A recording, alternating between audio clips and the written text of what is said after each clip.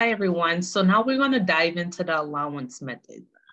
So as just a reminder, the allowance method is for larger companies that, and is required under GAAP, which is the generally accepted accounting principles. And this method is really reserved for those companies with a large amount of receivables.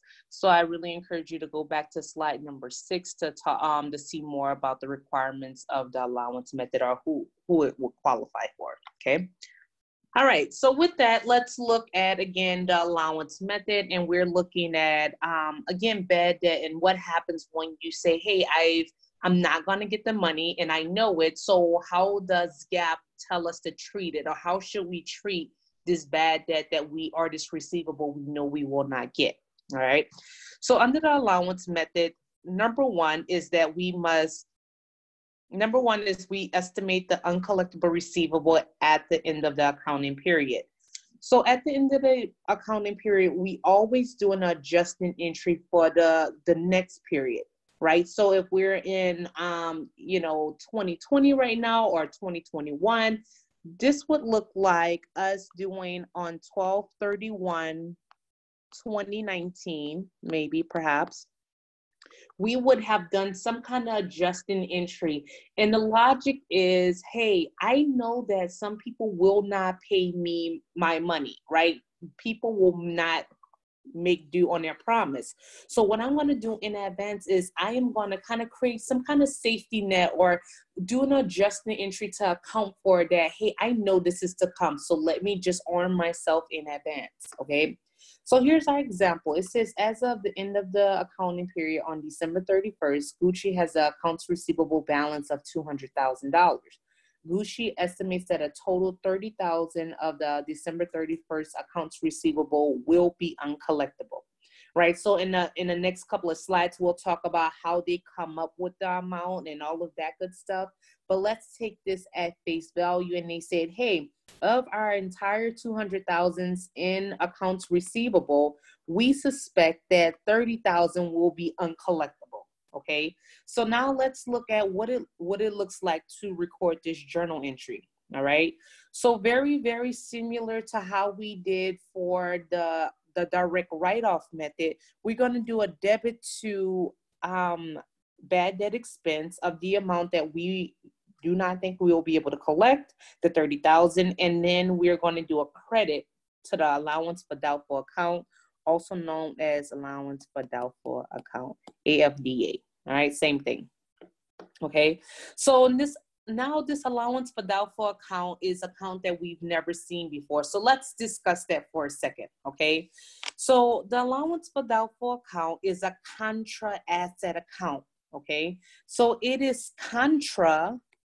The account that is contra to or against, right, is the accounts receivable account, right? So we have this accounts receivable, and then the subset of that is the allowance for doubtful account. It goes against the balance that we do expect to receive. Okay, so that was the answer for that one, sorry.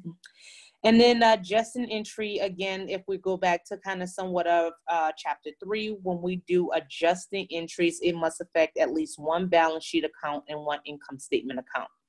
In doing this adjusting entry at the end of the year, right, bad debt expense is from the income statement,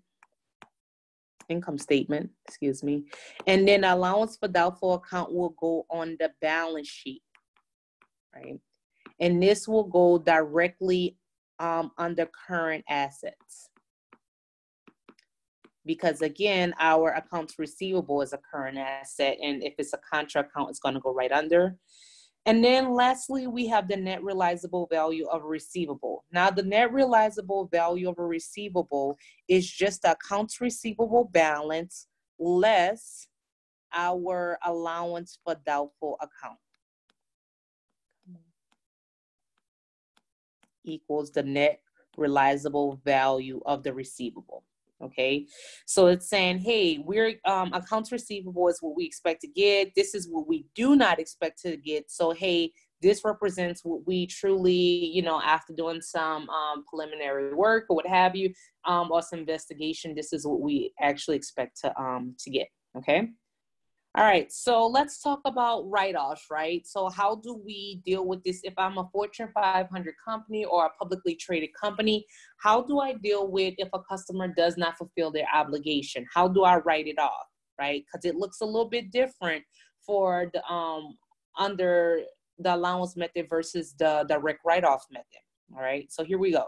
So it says a customer account under the allowance method, customer accounts are identified as uncollectible, right? So after we do the adjusting entry in a prior period, then we're in a current year and we're like, hey, we've tried to call them, email them, stalk them, they ghosted us, and hey, now we're just not going to be able to collect this, right? So the company must remove the equal amounts of the accounts receivable. All right, so here's our example. On January 21st of the following year, John P. account of $6,000 with Gucci is written off as follows, okay? So it's gonna be a debit to allowance for doubtful account and a credit to accounts receivable. All right, so if I am doing the original entry, this is what it looks like. So it is a debit. Whenever I originally made this sale, it was probably a debit to accounts receivable in the amount of $6,000 and a credit to sales, right? And then we're like, oh, we're not gonna be able to collect it, and this is what it looks like, right? So again, under the allowance method, the only time we are gonna be using the bad debt expense account is when we're doing the estimate. Okay, the end of year estimate or adjusting entry. Okay, so that is the only time that we use bad debt expense under the allowance method.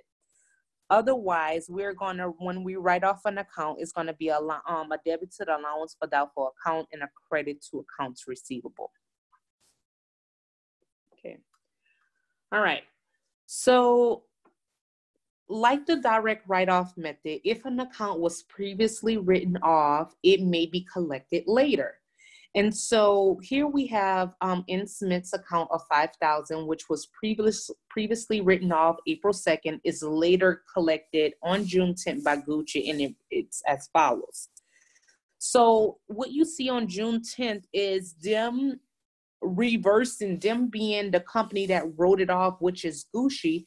They're reversing that write-off. They're saying, hey, oh, this customer came back, and Smith came back and paid us our money. We can no longer recognize it as a write-off. Let's just reverse this now. And now on June 10th of the same day, they are now recognizing the cash that Smith had came back to pay them. Okay, so what we're going to do now is dive into an example. Okay, so I'm going to stop this video. Maybe you take a second to go through it on your own and then see if we come up with the same answers. Either way, in the next video, I will